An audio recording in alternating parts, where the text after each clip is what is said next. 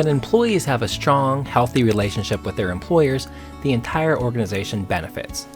A positive employer and employee relationship is crucial to the success of an organization. There are numerous reasons and benefits today for organizations to focus on creating a positive organizational culture. While all employees may have a specific place within the hierarchy of the organization, that doesn't mean any employee should feel less than another or be demoralized. Each employee should be aware of why they were hired, why they are the best fit for a particular role, and how they fit into the organization's mission. Additionally, in a non-organized workplace, there's an additional incentive of decreasing the interest of employees seeking a third party, such as a union, to represent their interest. When problems arise, the employer's responsiveness to a complaint will also be key. The need for a third party is decreased when employees feel that leadership is on their side and takes a positive approach in resolving employee issues, as well as maintaining an open door policy. Both transparency and effective communication are key. The best approach from an HR professional is to implement practices and programs that create positive organizational culture by establishing positive employer relations strategies. Positive company culture will involve trust, respect, and the opportunity for employees to grow. In a positive culture, leaders and frontline staff work together with shared values and enjoy what they do. Culture will develop organically from the top down. One such method of establishing a positive relationship with employees is through participative management, which is a leadership structure that encourages people from multiple levels of a company to contribute to managing the organization. This style could be in the form of consultation, where managers ask for input from others, joint decision-making, where there's an expectation that employees will participate in the final decision, or even an employee-owned company, where the employees have a true ownership stake in the organization. Work teams and task forces can also be meaningful in the correct setting. Self-directed work teams, also called self-managed and self-designing teams, are groups of employees who combine their talents to work without the traditional manager-based supervision. This incorporates the concepts of both employee involvement and high-performance work systems. Teams are essentially self-managed and have authority to make most work decisions on their own, including work design and flow, assignment of work, selection of suppliers, inventory requirements, quality and productivity improvement, selection of team members, and performance evaluation. An employee handbook, which is often known as an employee manual, is usually distributed to employees on their first day of work, or it may be provided online. It explains major HR and employee policies and procedures, and generally describes the employee benefits.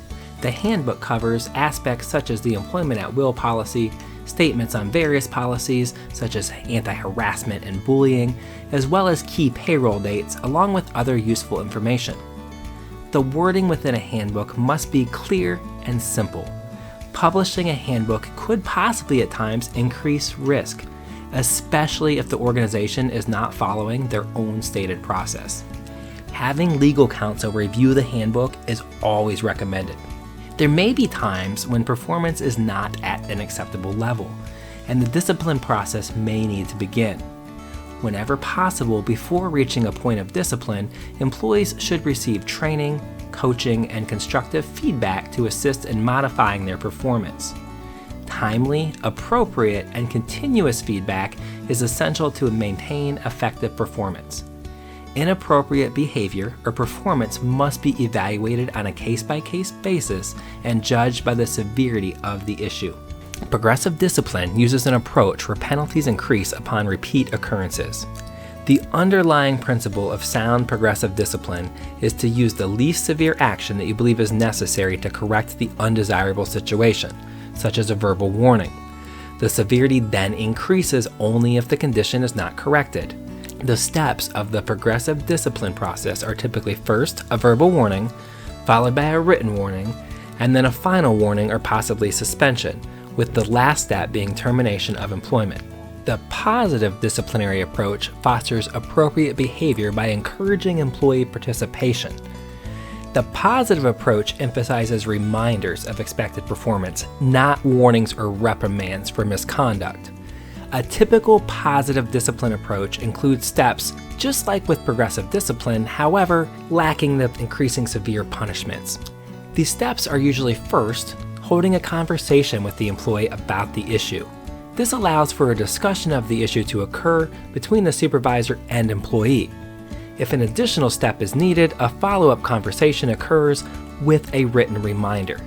At the end of that follow-up discussion, the supervisor advises the employee that a written summary of their conversation will be placed in the employee's file. The third step in the process is usually a decision-making leave, where the supervisor asks the employee to remain at home the following day, utilizing a day of paid leave, and is asked to use that time to make a final decision as to whether they feel they're able to meet the organization's standards for their role. If an issue being addressed is not approved, the final step may be termination of employment and comes with many risk factors. A termination is also the most difficult task that HR will conduct. A termination meeting is not easy for the manager who is conducting the meeting, nor is it for the employee being terminated. Whether the termination is related to poor performance, misconduct, a reduction in force, or other cause, it remains important to treat the employee with care and compassion. The better the meeting is handled respectively and communicated thoughtfully, the lesser any after impact may be. After the termination meeting, there may also be a need to communicate with the other employees about a change in personnel. Understanding this may have an emotional impact on remaining employees as well. A dispute or grievance resolution process can help an organization avoid timely and costly court filing. As courts and administrative agencies become less accessible to civil litigants, employers and their employees now see alternative dispute resolution, also known as ADR, as a way to promptly and effectively resolve workplace disputes. One such grievance process is mandatory binding arbitration. In an arbitration, both parties agree to have their case reviewed by a third party, called an arbitrator, and agree to be bound by the arbitrator's decision. The decision is final, as the agreement may require the parties to waive specific rights, such as the right to sue and the right to appeal any decision. Generally, the arbitration agreement also addresses who will pay the cost of such proceeding. Arbitration can often be the final step in a workplace program that includes other dispute resolution methods. Another option is to design a formal grievance procedure, which is typically a 2 or 3-step procedure with a review committee comprised of various board or staff members. Any resolution decided during an internal review procedure is not binding in most cases. Therefore, if an employee is dissatisfied with the final determination of the internal grievance procedure, the employee can still pursue additional action. With open door policies, employees are encouraged to meet with their immediate manager or supervisor to discuss problems arising out of the workplace environment. In some systems, the employee is free to approach anyone in the chain of command. An open door policy implies that when employees have a concern, they should first approach their supervisor for an informal discussion and attempt at resolution, and if not satisfied, should write a formal complaint to which their supervisor is obligated to take to the next level of management. Using a peer review committee can also be effective. In peer review, a panel of employees or employees and managers work together to resolve employment complaints. Peer review panel members are trained in the handling of sensitive issue. Those in the panel need to respect the confidentiality of all employees and issues shared. Mediation is a non-binding process in which the parties discuss their disputes with an impartial person who assists them in reaching a settlement. The mediator may suggest ways of resolving the dispute but may not impose a settlement on the parties. This provides a process for resolving disputes in which a neutral third person from within the company, trained in mediation techniques, helps the disputing parties negotiate a mutually acceptable settlement. If utilized, mediation should be introduced to employees as part of the organization's approach to people management. Oftentimes, it becomes necessary to conduct an investigation to determine the merits of an allegation. While every complaint is unique, having a well-defined, consistent process in place can ward off future lawsuits.